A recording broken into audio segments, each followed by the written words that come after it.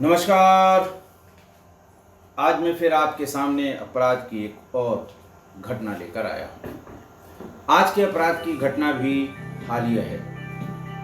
प्रदेश है राजस्थान, शहर है कोटा। हुआ कुछ यूं कि 29 मई 2024 को कोटा शहर के रेलवे कॉलोनी के रहने वाले कुछ लोगों के फोन थाने और कंट्रोल रूम पर गए कि रेलवे कॉलोनी में रहने वाले एक रेलवे के कर्मचारी श्री शंभू कुमार को किसी ने गला काटकर उनके घर में ही हत्या कर दी है। ये बात होगी करीब 3 बजे भोर की। घटना हत्या की सुनकर जब साफ साफ बताया गया कि किसी ने गला काटकर हत्या कर दी है, तो प्रभारी निरीक्षक और बाकी साथ के तमाम पुलिस अधिकारी मौके पर पहुंचे। बिस्तर पर शंभू कुमार का शव, जिनके गले पे गहरे घाव थे, वो शव देखा। मौके पर कौन कौन मौजूद था ये पूछने पर ये पता लगा कि उसकी मां और उसका बेटा, मृतक की पत्नी और मृतक का बेटा, यानी बेटे की मां, बाप और वो बेटा जिसका नाम प्रिंस था, उम्र कोई 12 साल रही होगी या 10 साल थी, यही लोग मौजूद थे। पुलिस ने पत्नी से पूछताछ की, कितने बजे की बात है, किधर से आए थे, दरवाज़ा किसने खोला था या दरवाज़ा तोड़ के आए थे। इस तरह के सवाल पत्नी से पूछे और पत्नी ने एक लाइन में सारे सवालों के जवाब दिए कि मैं सो गई थी। वो कहाँ से आए, कब आए, कैसे आए, ये मुझे नहीं पता। फिर ये पूछा गया कि जब उसकी हत्या की गई तो वो चिल्लाया होगा, बचने की कोशिश की होगी, तब भी आपको नहीं पता लगा। तो उसने कहा, मुझे बिल्कुल पता नहीं लगा। मेरे बेटे ने जब बहुत जोर जोर से हल्ला मचाया, किसी को दौड़ा के पकड़ने की कोशिश की और मोहल्ले वाले लोग आए, मोहल्ले वालों का शोर सुनाई दिया, तो मेरा ध्यान इस बात पर गया कि मेरे पति शंभू कुमार की हत्या हो गई है। पुलिस ने 10 साल के बेटे प्रिंस से भी पूछा कि बेटा आपने क्या देखा, कब की बात है। प्रिंस ने बताया कि रात में 10 बजे इस सरकारी आवास के आंगन में पापा ने एक पार्टी दी थी, चोखा बाटी की पार्टी, जिसमें उनके साथ काम करने वाले कुछ लोग आए थे। शराब पी गई थी, उसके बाद सब लोगों ने चोखा बाटी खाया था। रात करीब 11:30 बजे सब लोग चले गए थे और हम और मम्मी दोनों लोग सोने के लिए अपने कमरे में आ गए थे। मैं पापा के साथ सोया था, मम्मी दूसरे बिस्तर पर सो रही थी। सोते समय ही अचानक मेरी मम्मी का हाथ बहुत जोर से मेरे ऊपर पड़ा। मैंने देखा कि 2 लोग खड़े हैं, जिनमें से एक मेरी मम्मी को चाकू से मार रहा है। अंधेरा था, बाहर से आने वाली रोशनी से, जब आप सो रहे हो या अंधेरे में हो, तो बाहर से स्ट्रीट लाइट से या पड़ोस के बाहर की लाइट से जो रोशनी आती है, वो ये जानने के लिए पर्याप्त हो जाती है कि कितने लोग हैं और कौन लोग हैं। चेहरा हो सकता है आप न पहचाने, लेकिन ये जानकारी आपको हो जाएगी। बच्चे ने भी यही बात बताई कि 2 लोग थे। और जैसे ही मुझे लगा कि मेरी मम्मी को ये लोग मार रहे हैं, मुझे ये नहीं पता मेरे पापा को ये लोग मार रहे हैं, तो मुझे ये नहीं पता कि वो किस चीज़ से मार रहे थे। हमें सिर्फ ये पता कि वो मार रहे थे और मम्मी का हाथ बार बार मेरे ऊपर पड़ा था। मैं जोर से चिल्लाया, चिल्लाते हुए उसने भागने की कोशिश की। मैंने उनको घर के बाहर तक दौड़ा के पकड़ने की कोशिश की, लेकिन वो भाग गए। मैंने वहीं पर हल्ला मचाकर कॉलोनी के लोगों को सूचना दी। कॉलोनी वाले भी आ गए। कॉलोनी वालों में ही किसी ने पुलिस को सूचना दी और पुलिस आ गई। फिर ये पूछा पुलिस ने कि बेटा, जब पापा को मार रहे थे तो मम्मी नहीं उठी। उसने कहा नहीं, मम्मी सो रही थी। मैं बाहर गया, दौड़ा के लोगों को चिल्ला के इकट्ठा करके भीतर आया, तब तक मम्मी सो रही थी। मैंने ही मम्मी को उठाया और शोर शराबा बाहर उन्होंने भी सुना। पूछा क्या बात है, फिर नज़र उनकी पड़ी तो फिर वो रोने लगी। पुलिस पहले तो ये शक कर रही थी कि इसमें ज़रूर इसकी पत्नी का हाथ होगा। ऐसा कैसे हो सकता है कि बगल में सो रहे पति की हत्या हो गई और पत्नी को पता भी नहीं लगा, नींद भी नहीं खुली। ये सवाल भी पत्नी से पूछा गया तो उसने कहा कि साहब मैं शाम को 8 बजे से ही दोस्तों की इस पार्टी के लिए खाना तैयार कर रही थी, थक गई थी। खाना खाने के बाद मैं सोने चली गई, नींद गहरी थी, मुझे नहीं पता लगा। बेटे ने भी इस बात की तस्दीक की कि जब उसने 2 लोगों को, पिता को मारते हुए देखा तो उस समय मम्मी सो रही थी। वो तेजी से उनके पीछे भागा, तब भी मम्मी नहीं जगी थी। बाहर हल्ला मचाकर 2-3 मिनट 4 मिनट इस पूरी प्रोसेस में लगा होगा। हल्ला मचाकर वो फिर भीतर आया, लेकिन मम्मी नहीं उठी थी। मम्मी उसके बाद जगी हैं। तो पुलिस को एक चीज तो बिल्कुल क्लियर हो गई कि बाहरी लोगों ने हत्या की है। 10 साल का बच्चा है, उस एविडेंस पे भरोसा किया जाता है कि 10 साल के बच्चे ने अगर भागते हुए और मारते हुए देखा है तो वो सही बता रहा होगा। दूसरा कि वो रात में बदमाश आए, किधर से आए ये बात समझ में नहीं आ रही थी। सामने का दरवाज़ा खुला हुआ था, लेकिन बेटे ने ये बताया कि ये जब वो उन लोगों को खदेड़ कर, लोगों को चिल्लाकर बाहर लोग इकट्ठा हुए तो उनको भीतर बुलाने के लिए मैंने बाहर का दरवाज़ा खोला था। और प्रिंस की माँ ने ये कहा कि नहीं साहब, मुझे ऐसा लगता है कि मैं थके होने की वजह से या नींद आने की वजह से बाहर का दरवाज़ा बंद करना भूल गई थी। यहीं पर पुलिस को थोड़ा और शक हुआ। पहले तो ये हुआ कि इसकी बॉडी को पोस्टमार्टम के लिए भेजा जाए, पोस्टमार्टम रिपोर्ट आ जाए, फिर बॉडी इनको सौंप दी जाए, ये अंतिम संस्कार कर लें, तब फिर हम इनसे अच्छी तरह से बातचीत करेंगे। पुलिस ने यही किया भी। अंतिम संस्कार के बाद पत्नी से अच्छी तरह पूछताछ के लिए उस थाने पर लाया गया।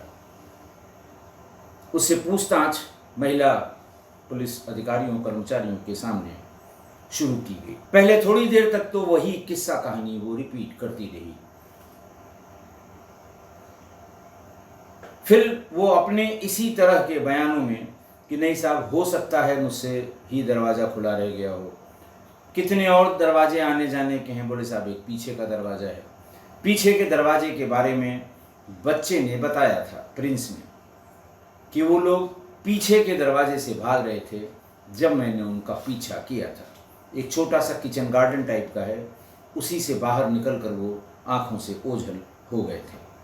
पुलिस की जांच पड़ताल में ये बात भी सामने आई कि मृतक की पत्नी मंजू का एक भाई मनीष, वो भी इसी घर में रहता था और काफ़ी दिन से रहता था, बेरोजगार भी था। पुलिस ने मनीष से भी पूछताछ की। मनीष ने बताया कि वो घटना वाले दिन अपने नाना नानी के यहाँ गया था। पुलिस ने इसको वेरीफाई किया।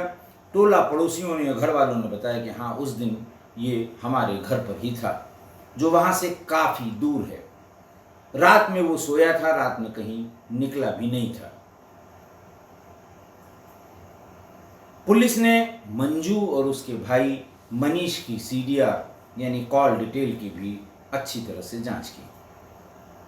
उसमें एक तीसरे व्यक्ति का नंबर बहुत ज़्यादा रिफ्लेक्ट हुआ, घटना के दिन भी रिफ्लेक्ट हुआ, और घटना के दिन इंटरनेट की एक्टिविटी बहुत ज़्यादा थी मृतक की पत्नी मंजू के मोबाइल फ़ोन पर। पत्नी के भाई मनीष की भी इंटरनेट एक्टिविटी पर्याप्त मात्रा में थी घटना वाले दिन। पुलिस ने इसको पूछने के लिए या जानने के लिए जब मंजू पर दबाव बनाया तो मंजू ने फिर जल्दी टूट गई और फिर उसने पूरी बात बता दी। मंजू ने बताया कि जिस इंद्रगढ़ के रहने वाले जिस व्यक्ति के नंबर के बारे में आप बार बार पूछ रहे हैं उसका नाम रेशु है और पिछले 5 वर्षों से उसका और मेरा अफेयर चल रहा है। अक्सर जब किसी काम से बाहर जाते हैं उसके पति तो वो उसको मिलने के लिए बुला लेती थी। आगे उसने ये बताया कि मेरे पति शंभू कुमार की जो नौकरी थी वो उनके पिता शंभू कुमार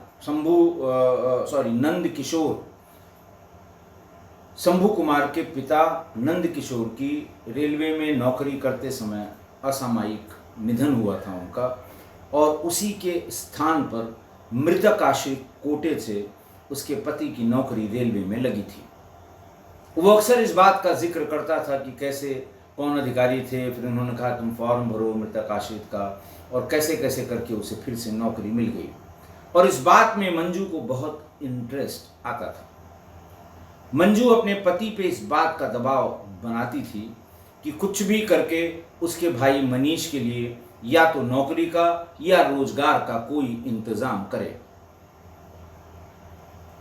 पति शंभू कुमार अपनी तरफ से जो कर सकता था करता था, लेकिन फिर पत्नी और साले ने दबाव बनाकर एक बड़ी राशि शंभू कुमार के नाम यानी साले ने जीजा के नाम लोन ले लिया।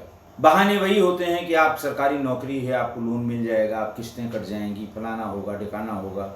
मेरे पास तो कुछ नहीं है, मेरी तो अपनी जो परमानेंट जायदाद है घर पे उसमें भी इतना नहीं है कि उसके अगेंस्ट हमें इतना लोन मिल सके कि मैं कोई नया कारोबार चला सकूं या आगे बढ़ा सकूं। मनीष ने अपने बहनोई शंभू कुमार के नाम पर 8 लाख रुपए लोन भी ले लिया था। किस्तों की अदायगी नहीं हो पा रही थी, वो भी मृतक को यानी शंभू कुमार को ही करना होता था। शंभू कुमार की पत्नी मंजू को एक आइडिया सूझा जो उसने अपने भाई मनीष कुमार से शेयर किया। उसने कहा कि देखो सारी समस्या का समाधान हो जाएगा अगर पति शंभू कुमार यानी मनीष से कहा कि अपने बहनोई शंभू कुमार को अगर तुम रास्ते से हटा सको, उसकी हत्या कर सको, लेकिन इतनी सफाई से हो कि हत्या का पता न लगे, तो उससे कई काम एक साथ हल हो जाएंगे। एक, मुझे भी मृतक आश्रित पर अपने पति की जगह नौकरी मिल जाएगी, जिससे ये रेलवे क्वार्टर हमें रहने के लिए मिल जाएगा। मरने के बाद जो ग्रेच्युटी फंड तमाम मिलते हैं वो मिल जाएगा, तो हम दोनों आपस में बांटकर अपनी स्थिति को सुधार लेंगे। तीसरा, उनके मरते ही वो 8 लाख का लोन समाप्त हो जाएगा।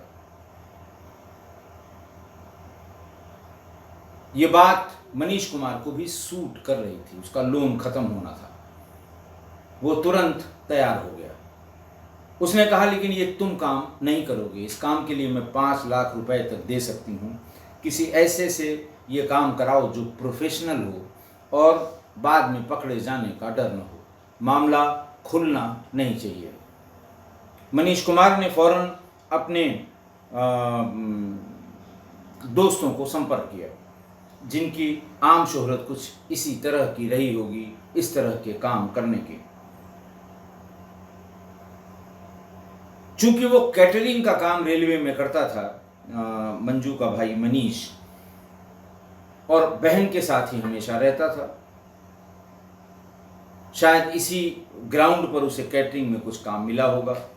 तो साथ में काम करने वाले मोनू, फरदीन और एक नाबालिग लड़के से उसने इस बात का जिक्र किया। पहले वो थोड़ा घबराए, लेकिन जब मनीष ने उन्हें 5 लाख रुपए देने की बात कही, वो पैसे की लालच में आ गए।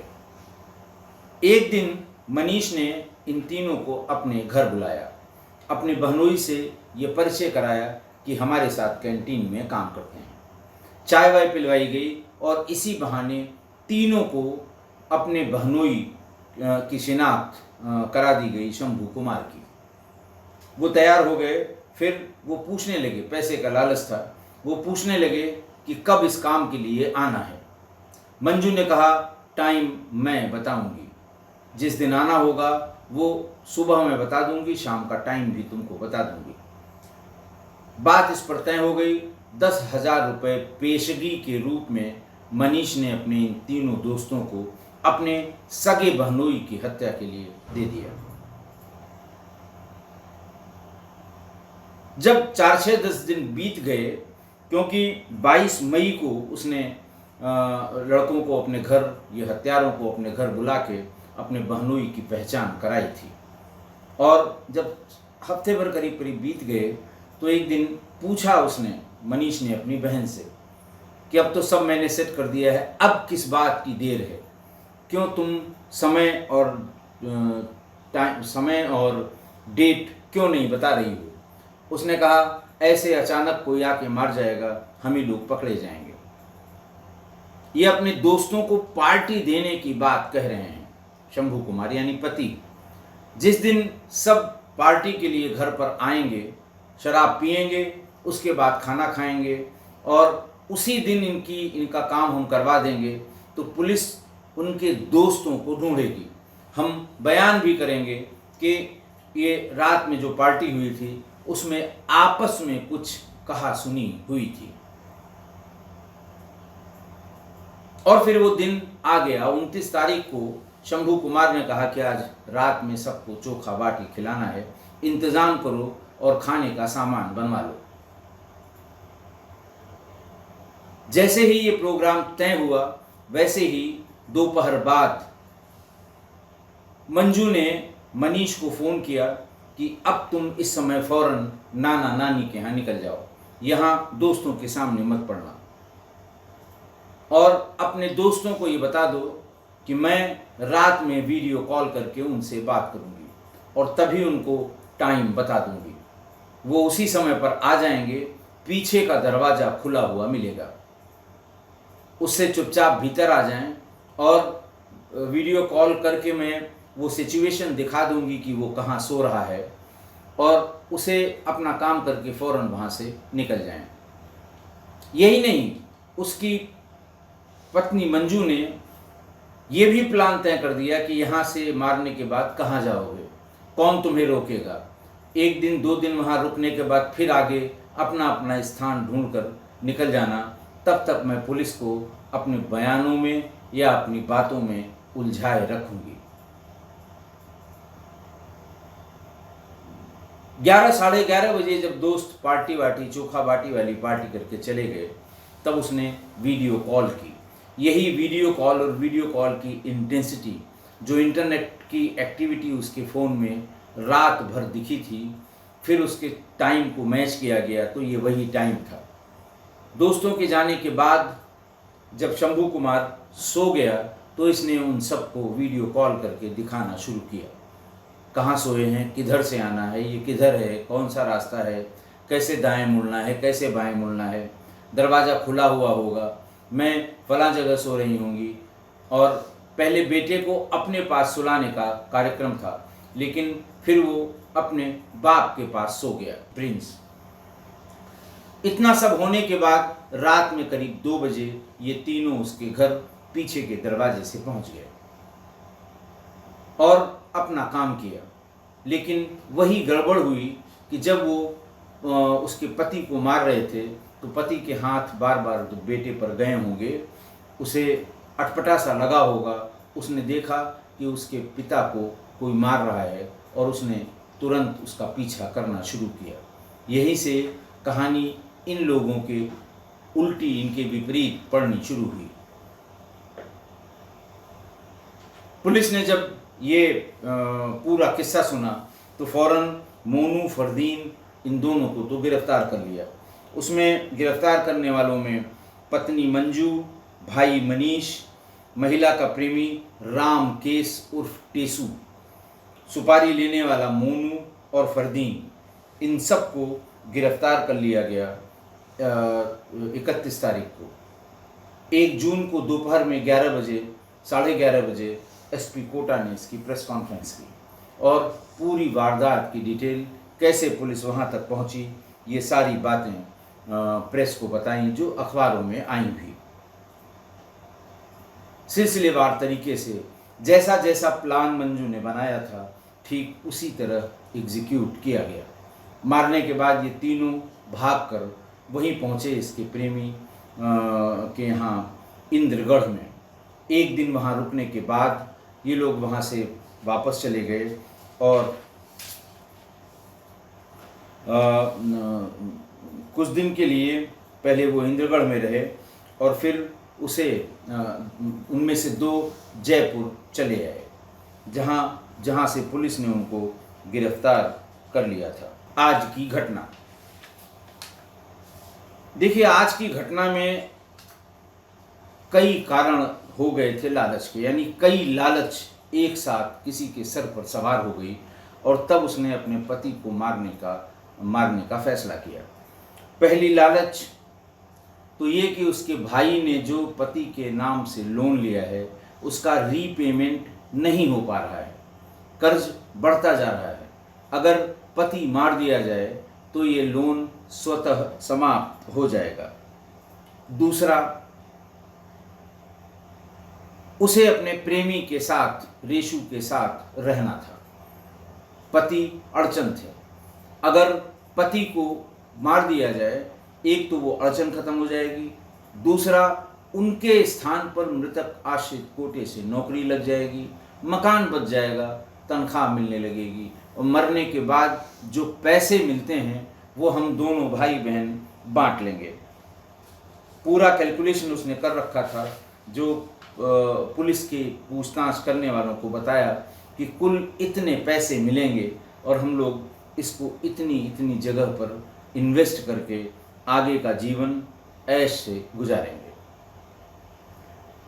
और इस ताने बाने में और इन सब चीज़ों से बेफिक्र पति बेगुनाह मारा गया। देखिए, इसमें जो समझने वाली बात यह है कि जो रिश्ते हम उम्र वाले होते हैं, साला साली,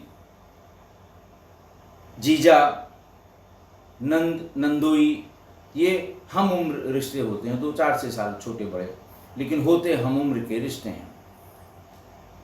एक तो इन्हें बहुत लंबे समय तक अगर आप घर में रखेंगे, देखिए अगर आपका साला रह रहा है, पत्नी उसे कभी जाने के लिए नहीं कहेगी, और अगर उसका रहने का मन है तो आप बहुत ज़बरदस्ती भी नहीं कर सकते कि नहीं इसको यहाँ से हटाओ, इसे कहो अपने घर जाए। इसी तरह साली अगर है, इसी तरह अगर पति की बहन यानी ननद है, उसका पति है, नंदोई है, ये कुछ रिश्ते हैं जो हम उम्र की श्रेणी के रिश्ते हैं। ज़्यादातर केसेस में, कभी कभी तो बहुत बड़े भाई, बहुत बड़ी बहन यानी नंद नंदोई बड़े, कभी कभी ऐसा होता है, लेकिन सामान्य रूप से भारतीय परिवार में ये हम उम्र रिश्ते होते हैं। इन्हें अगर लंबे समय तक आप अपने घर पे रखेंगे तो निश्चित रूप से आगे चलकर ये झगड़े का कारण बनेंगे।